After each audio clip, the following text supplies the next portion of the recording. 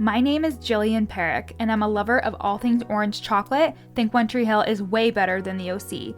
And as a person who stutters, I hope to one day inspire women with invisible disabilities to overcome their limiting beliefs and start the business of their dreams, just like I did. I'm a mindset coach specializing in imposter syndrome, helping women beat their inner imposter using neurolinguistic programming, hypnosis, and time techniques. And this is the From Imposter to Empowered podcast. This podcast is for you if you're an entrepreneurial woman trying to navigate the online space with a lot of passion and a lot of uncertainty. If you feel like your ideas are unoriginal, that your message isn't necessary or important, or like you're a complete and total fraud, then you've come to the right place. This podcast will take you from imposter to empowered with ninja-like brain hacks, easy to implement strategies, and uplifting real talk to make you feel like everything you want is in reach. Let's get started, girlfriend.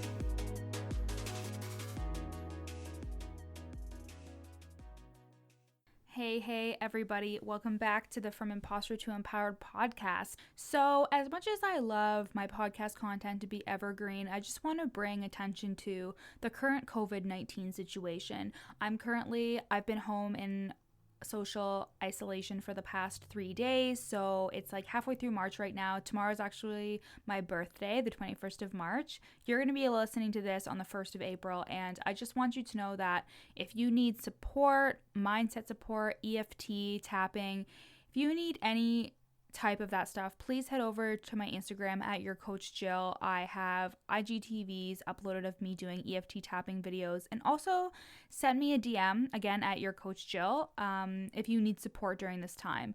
I am not naive to the fact that there are people who are losing their jobs. There are people who have to close their businesses because they're very uncertain of what the future looks like. At this point, I don't know when I'm going back to work. I am fortunate enough to have a full-time job that is paying me right now, and I'm also fortunate enough to be able to do my coaching business through a computer and still be able to serve just as well, if not better, because I have more free time. So I totally understand if you are going through some shit right now, and just know that it's okay if you want to take a break during this time. It's okay if you want to use this time for personal development. It's okay if you want to get ahead on your content or whatever you want to do. Whatever you want to do that feels right to you, do it. For the first couple days, I thought I'd be super productive, and I found myself going to a shame spiral of not doing a bunch of things, but I just had to remember that this time is my own. I wouldn't have it otherwise, and however I choose to use it is perfect, and it is up to me. So stop the shame game. Whatever you choose to do is perfect. This is an unprecedented time. This is the most abnormal thing that I think has ever happened in my life. And I'm sure a lot of other people's as well. Super weird. I don't want to say the worst is yet to come, but we still are very uncertain of what the future looks like in terms of events, in terms of schools, whatever that looks like. But keep pushing, keep going, hold the faith. It can only get better. Even if it gets worse after that, it will get better. So make sure you're holding the faith and holding space for yourself to feel whatever emotions that you're feeling, or whatever feels necessary for you to feel is perfect. So today's episode is actually something that I found in my notes. I was like, what am I going to talk about this month? And I came across, does finally making money make you feel less like an imposter? And I wanted to create a conversation around this, because usually when it comes to exchanging our services for money, we feel like that means that it's legit. That means that it's real. For me, I kept feeling like in the beginning that my business wasn't real until I started making money. It didn't help, like reading stuff from somebody who was pretty prominent in the industry being like, you're not running a business if you're not making money. And I really revolted against that, probably because I took it very personally, but probably because I was reading it and thinking to myself that, wow, I guess I'm not running a business then, which just perpetuated my own feelings of imposter syndrome.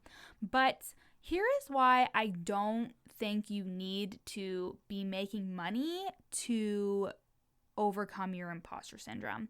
And it's because you can have the same thoughts and the same feelings and still be making money. So there are so many people who I've worked with who are making pretty bomb ass money in their business and still feel like they're faking people out.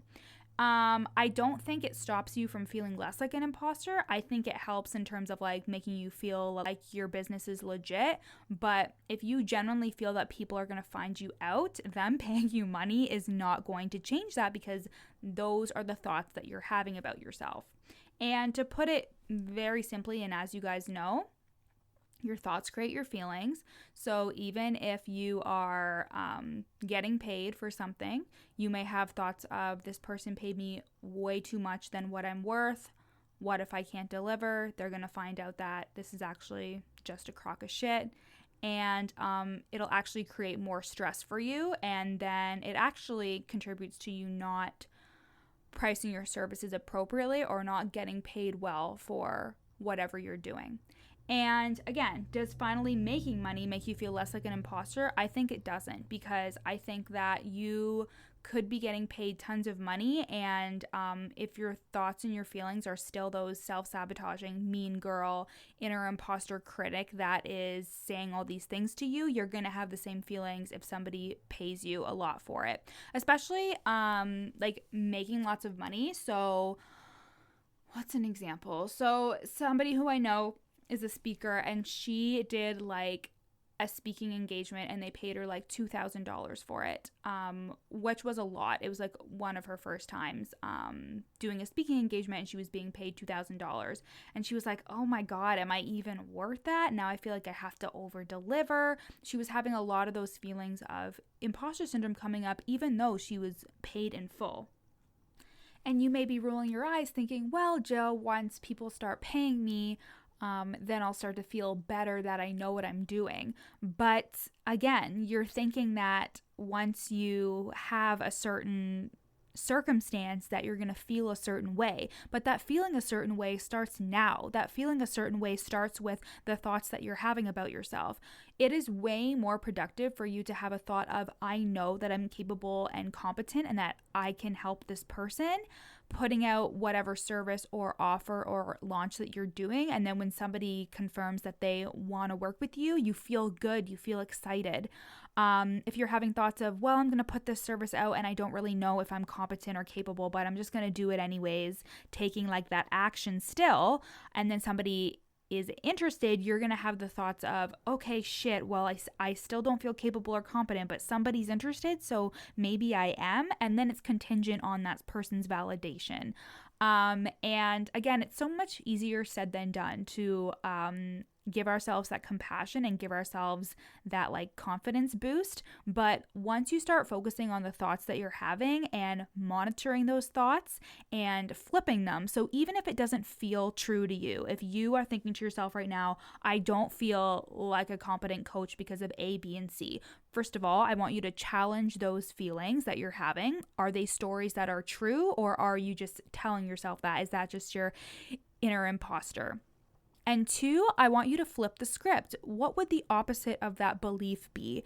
What would the opposite of that thought be if you truly did think that you are capable and competent? What would you say to yourself if you knew that you were capable and competent? What are the feelings you would have if you knew that you were capable and competent?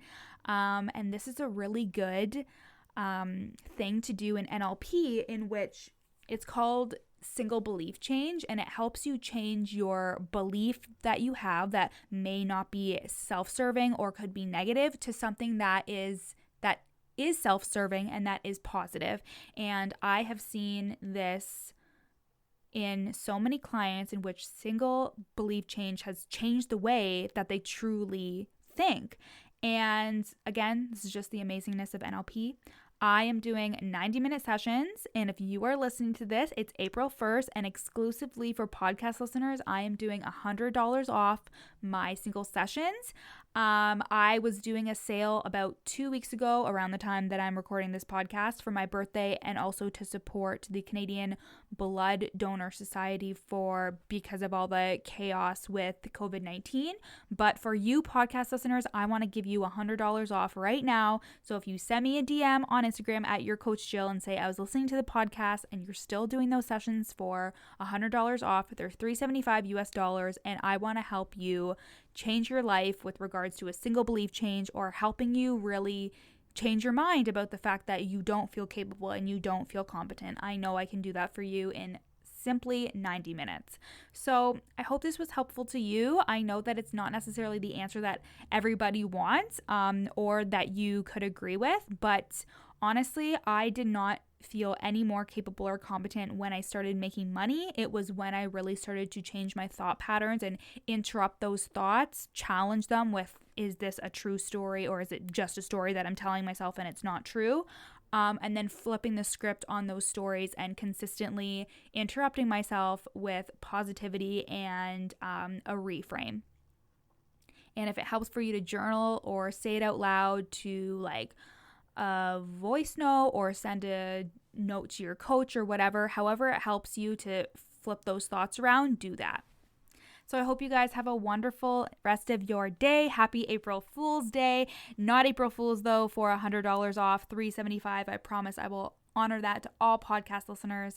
If you send me a DM on Instagram at your coach Jill, or you can go to the show notes and book a session. Even if the questions say that the session is $475, I will still honor it for $375. So podcast listeners, no matter when you're listening to this, I would love to offer you a single NLP breakthrough session, 90 minutes to help change your life for $375 US. You can go to the link in the show notes or again at your coach Jill, and you will find that information on my website where you can book and have an amazing NLP session and change your life and change your circumstance with money so you can get your money and feel confident in being a coach and being a competent and capable coach that we both know you are.